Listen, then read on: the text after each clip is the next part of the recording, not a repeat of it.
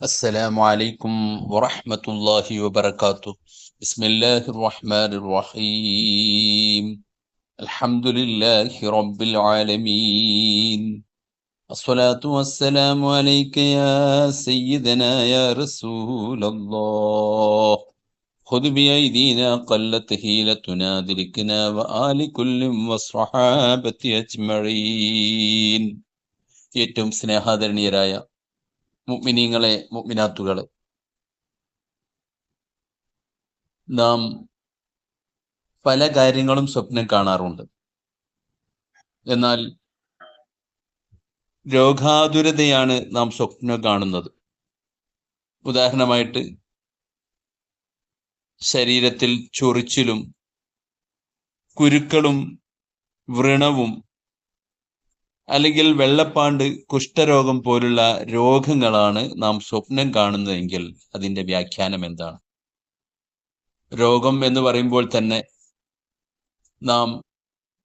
ഞാനൊരു രോഗിയായി തീരുക എന്നുള്ളത് എല്ലാവരും വളരെ കൂടുതൽ മാനസികമായി പ്രയാസപ്പെടുന്ന ഒരു കാര്യമാണ്. എന്നാൽ സ്വപ്നത്തിൻ്റെ കാര്യത്തിൽ പലപ്പോഴും നാം കണ്ടതിൻ്റെ നേരെ വിപരീതം ഫലിക്കുന്ന സംഭവങ്ങളുമുണ്ട്. എന്നാൽ എല്ലാം അങ്ങനെ ആയിക്കൊള്ളണം എന്നുമില്ല. ചില കാര്യങ്ങൾ അതുപോലെ തന്നെ ഫലിക്കുകയും ചെയ്യും. എന്നാൽ ഇവിടെ ഇതിൻ്റെ വ്യാഖ്യാനം എന്താണ് എന്ന് നമുക്ക് ഒന്ന് പരിശോധിച്ച് നോക്കാം. ഉദാഹരണമായിട്ട് ശരീരത്തിൽ കുരുക്കളും വ്രണങ്ങളും കാണുകയാണ്. മാത്രമല്ല, വ്രണം പൊട്ടിയൊലിക്കുന്നതായി സ്വപ്നം കണ്ടാൽ യഥാർത്ഥത്തിൽ ഒരു കുരു പൊട്ടി ഒലിച്ച് പോയി കഴിഞ്ഞാൽ നമുക്കറിയാം വേദനയ്ക്ക് ശമനം വരികയും ശരീരത്തിന് അല്പം സമാധാനമുണ്ടാവുകയും ചെയ്യും എന്നാണ് ചില ആളുകൾ അതിനെ വ്യാഖ്യാനിക്കുക. എന്നാൽ മറ്റു ചില ആളുകൾ വ്യാഖ്യാനിക്കുക, പൊട്ടിയൊലിക്കുമ്പോൾ ഭയങ്കര വേദനയും പ്രയാസവും, ചിലപ്പോൾ ആ പൊട്ടിയൊലിക്കുന്ന നീരിന് വാസനയൊക്കെ ഉണ്ടാകും എന്ന് വിലയിരുത്തുന്നവർ. എന്തായിരുന്നാലും ഇവിടെ ഇതിനുള്ള വ്യാഖ്യാനം ചില മഹത്തുക്കൾ രേഖപ്പെടുത്തി വച്ചിട്ടുള്ളത്, വ്രണം പൊട്ടിയൊലിക്കുന്നതായിട്ട് സ്വപ്നത്തിൽ കണ്ടാൽ അവന് വിജയം ഉണ്ടാകുമെന്നാണ് അതിൻ്റെ വ്യാഖ്യാനം. വ്രണത്തിൽ ജലം വർദ്ധിക്കുന്ന അവസ്ഥയുണ്ടാകുമ്പോൾ അത് സമ്പത്തിൻ്റെ വർധനവിനെ സൂചിപ്പിക്കുന്നു എന്നാണ് ചില ആളുകൾ രേഖപ്പെടുത്തി വച്ചിട്ടുള്ളത്. എന്നാൽ നമുക്ക് ശരീരത്തിൽ ചൊറിച്ചിൽ അനുഭവപ്പെടുന്നു.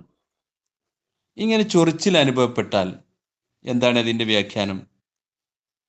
ചൊറിച്ചിൽ എന്ന് പറഞ്ഞാൽ നമുക്കറിയാം പലപ്പോഴും ഒരസ്വസ്ഥതയാണ്. അവൻ വെറുതെ എന്നോട് ചൊറിയാൻ വന്നിരിക്കുകയാണ് എന്ന് നാം പലപ്പോഴും പറയാറുണ്ട്. എന്ന് പറഞ്ഞാൽ അത് നമുക്കൊരു അസ്വസ്ഥമായിട്ട് നമ്മൾ കാണുന്നതാണ് ചൊറിച്ചിൽ. പലപ്പോഴും ചിലപ്പോൾ നമ്മൾ ചില സ്ഥലത്ത് ചൊറിയുമ്പോൾ നമുക്ക് ഒരു വലിയ സമാധാനം ലഭിക്കുകയും ചെയ്യും. ഇവിടെ ഇങ്ങനെ ചൊറിയുന്നതായിട്ട് സ്വപ്നം കണ്ടാൽ ചില മഹത്തുക്കൾ സൂചിപ്പിക്കുന്നത് അത് സമ്പത്തിൻ്റെ വർധനവിനെ തന്നെയാണ് സൂചിപ്പിക്കുന്നത് എന്നാണ്. എന്നാൽ ഇമാം നാബൽസി റളിയല്ലാഹു അൻഹു പറയുന്നത് അതവന് വലിയ ബാധ്യത വരുത്തുകയും കടം ഉണ്ടാക്കുകയും ചെയ്യും എന്നുള്ളതിനെയാണ് സൂചിപ്പിക്കുന്നത് എന്നാണ്. ഇത് നാം ഓരോന്നും അതിനെ വ്യാഖ്യാതാക്കൾ നാം അത് ചോദിക്കുന്ന സമയത്ത് എന്താണോ നമ്മൾ പറഞ്ഞത്, ആ പറഞ്ഞത് എന്താണോ അവർ വ്യാഖ്യാനം കാണുന്നത്, സാഹചര്യവും സന്ദർഭവും ഒക്കെ വിലയിരുത്തിക്കൊണ്ട് അവർ കാണുന്ന വ്യാഖ്യാനം ചിലപ്പോൾ ഒന്നാമതായി പറഞ്ഞതുപോലെ സമ്പത്തിൻ്റെ വലിയ വർധനവിനെ സൂചിപ്പിക്കുകയാണ് ചെയ്യുക. അങ്ങനെ നമുക്ക് സമ്പത്തുണ്ടാകുമ്പോൾ അള്ളാഹു കൽപ്പിച്ചതുപോലെ അതിന് ശുക്ർ ചെയ്യുകയും അത് നല്ല മാർഗത്തിൽ ചെലവഴിക്കുകയും ചെയ്യും. അതിൻ്റെ തൗഫീക്കിന് വേണ്ടി നാം അള്ളാഹുവിനോട് പ്രത്യേകം ദുആ ചെയ്തുകൊണ്ട് നാം അത് നന്മയുടെ നിദാനമാക്കി മാറ്റുകയാണ് ചെയ്യേണ്ടത്. അതല്ലാത്ത രീതിയിൽ നമുക്ക് വരുമ്പോൾ നാം അമിതമായി ദുർവ്യയം ചെയ്യുകയും അവിടെ അള്ളാഹുവിൻ്റെ മഹത്തുക്കളുടെയൊക്കെ സഹായം നമുക്കില്ലാതിരിക്കുകയും നാം ഒരുപാട് നല്ല മനുഷ്യന്മാരെ സഹായിക്കുമ്പോൾ അവരുടെ പ്രാർത്ഥന നമുക്ക് ലഭിക്കാതിരിക്കുകയും ചെയ്യുമ്പോൾ അത് വലിയ ബാധ്യതയും കടവുമായി തീരുകയും ചെയ്യുമെന്ന് നമുക്കവിടെ വിലയിരുത്താം. ഇനി ഞാൻ പറഞ്ഞിട്ടുള്ള അടുത്ത വിഷയം വെള്ളപ്പാണ്ട് സ്വപ്നം കാണുക. വെള്ളപ്പാണ്ട് നമുക്കറിയാം, ഹബീബായ നബി സല്ലല്ലാഹു അലൈഹി വസല്ലം തങ്ങൾ പറഞ്ഞ ഒരു ഹദീസിൽ കാണാം, 3 പേര് ജിബ്രീൽ അലൈഹി സ്വലാത്തു വസ്സലാം പരിശോധിക്കാൻ വേണ്ടി വന്ന കൂട്ടത്തിൽ ഒരാൾ വെള്ളപ്പാണ്ടുകാരനായിരുന്നു. അയാളുടെ ശരീരത്തിൽ തടവിയപ്പോൾ ശരീരം അയാളുടെ ആഗ്രഹം ചോദിച്ചപ്പോൾ അയാൾ പറഞ്ഞു, എൻ്റെ ഈ നിറമൊന്ന് മാറിക്കിട്ടണം. വെള്ളപ്പാണ്ട് ജനങ്ങളൊക്കെ ഒരു മോശമായിട്ടാണല്ലോ കാണുന്നത്, അതുകൊണ്ട് നല്ല ശരീരത്തിന് നല്ല നിറം കിട്ടണം എന്ന് അദ്ദേഹം പറയുകയും അങ്ങനെ ആ വന്ന മലക്ക് തടവി അദ്ദേഹത്തിന് നല്ല സൗന്ദര്യം ലഭിച്ചു എന്ന് ഹദീസിൽ നമുക്ക് കാണാം. അപ്പം എല്ലാവരും വെറുക്കുന്ന ഒരു ഇഷ്ടപ്പെടാത്ത സംഗതി തന്നെയാണ് വെള്ളപ്പാണ്ട് എന്ന് നമുക്കറിയാം. എന്നാൽ അങ്ങനെയുള്ള വെള്ളപ്പാണ്ട് നാം സ്വപ്നം കണ്ടാൽ ഭംഗിയില്ലാത്ത നുരുമ്പിയ വസ്ത്രം നമുക്ക് ലഭിക്കുമെന്നുള്ളതിന് സൂചനയാണെന്നാണ് ചില ആളുകൾ അതിന് വ്യാഖ്യാനം പറയുന്നത്. എന്നാൽ മറ്റു ചില ആളുകൾ ചിലപ്പോൾ അത് അനന്തരാവകാശം ലഭിക്കാനുള്ള സൂചനയാണ് എന്നും പറഞ്ഞിട്ടുണ്ട്. സാഹചര്യം പോലെ നമ്മുടെ കാര്യങ്ങളൊക്കെ മനസ്സിലാക്കി വിലയിരുത്തുമ്പോൾ ഏതാണ് എന്ന് അവിടെ നമുക്ക് അനുമാനിക്കുകയും വ്യാഖ്യാനിക്കുകയും ചെയ്യാം. നമുക്ക് സ്വയം തന്നെ അത് കണ്ടെത്താൻ കഴിയും. നമുക്ക് ഏകദേശം ഒരു അനന്തര സ്വത്ത് കിട്ടാനുണ്ടെങ്കിൽ അത് ഏകദേശം നമുക്ക് ഉറപ്പിക്കാം, ആ അനന്തര സ്വത്ത് കിട്ടാനുള്ള സൂചനയാണ് എന്ന് ഉറപ്പിക്കാം. എന്നാൽ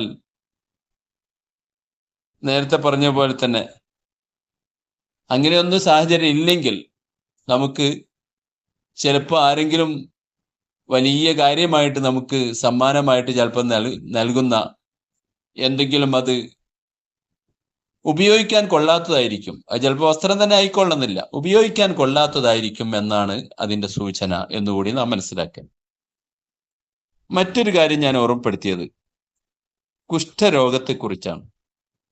കുഷ്ഠരോഗം എന്ന് പറയുമ്പോൾ ഒരു മാറാവ്യാധിയാണത്, പകർച്ചവ്യാധിയാണ്. ആരും എപ്പോഴും ഭയപ്പെടുന്ന ഒരു കാര്യമാണ്. യഥാർത്ഥത്തിൽ കുഷ്ഠരോഗം സ്വപ്നം കണ്ടാൽ എന്താണ് ഇതിൻ്റെ വ്യാഖ്യാനം? അത് അല്പപ്രയാസമുള്ള വ്യാഖ്യാനമാണ് പലരും നൽകുന്നത്. എന്ന് പറഞ്ഞാൽ അവൻ കുഷ്ഠരോഗിയാകും എന്നല്ല, മറിച്ച് അവൻ അള്ളാഹു വലിയ നിയമത്ത് അവന് കൊടുക്കുമെങ്കിലും ആ നിയമത്ത് അവൻ അള്ളാഹുവിന്റെ മാർഗത്തിൽ ചെലവഴിക്കുകയില്ല, മറിച്ച് അവൻ ധിക്കാരിയായി തീരുകയാണ് ചെയ്യുക. ഖാറൂൻ അള്ളാഹുത്താൽ ഒരുപാട് കൊടുത്തു, പക്ഷെ അവൻ ആ നൽകിയത് കൊണ്ട് ധിക്കാരിയായി തീർന്നു. മറ്റൊരു വ്യാഖ്യാനവും കൂടി ഇതിനുണ്ട്. എന്താണെന്ന് വെച്ചാൽ ഇയാള് നല്ല മനുഷ്യനാണ്, ഇങ്ങനെയുള്ളൊരു ധിക്കാരപൂർവമായ പെരുമാറ്റമോ പ്രവർത്തനമോ അയാൾ നിന്ന് ഒരിക്കലും ഉണ്ടാവില്ല. അള്ളാഹുവിന് ശുക്ർ ചെയ്ത് നിൽക്കുന്ന നല്ലൊരാളാണ്. പക്ഷേ നിരപരാധിയായ ഈ മനുഷ്യന് മോശപ്പെട്ട കാര്യങ്ങൾ കൊണ്ട് ആക്ഷേപിക്കപ്പെടും. ഇങ്ങനെ ആക്ഷേപിക്കപ്പെടുമ്പോൾ നല്ല മനുഷ്യന്മാരാകുമ്പോൾ അവർ ചിന്തിക്കേണ്ടത്, പലപ്പോഴും സ്വാലിഹീങ്ങളായ ആളുകൾക്കൊക്കെ ഇങ്ങനെ ആക്ഷേപം ഉണ്ടായിട്ടുണ്ട്. നമുക്കറിയാം, നിരവധി കാലം അള്ളാഹുവിനെ ഇബാദത്ത് ചെയ്ത് ജീവിച്ചിട്ടുള്ള ഒരു മഹാനെ കുറിച്ച് റസൂലുള്ളാഹി സ്വല്ലല്ലാഹു അലൈഹി വസല്ലം തങ്ങൾ ഉമ്മയെ വെറുപ്പിച്ചതിന്റെ പേരിൽ അദ്ദേഹത്തിന് പരീക്ഷണത്തിന് വിധേയമായിട്ടുണ്ട് ഉള്ള സംഭവം ഇമാം ബുഖാരി റിപ്പോർട്ട് ചെയ്യുന്നത് മുത്തുനബി സല്ലല്ലാഹു അലൈഹി വസല്ലം തങ്ങൾ പഠിപ്പിച്ച ഹദീസാണ്.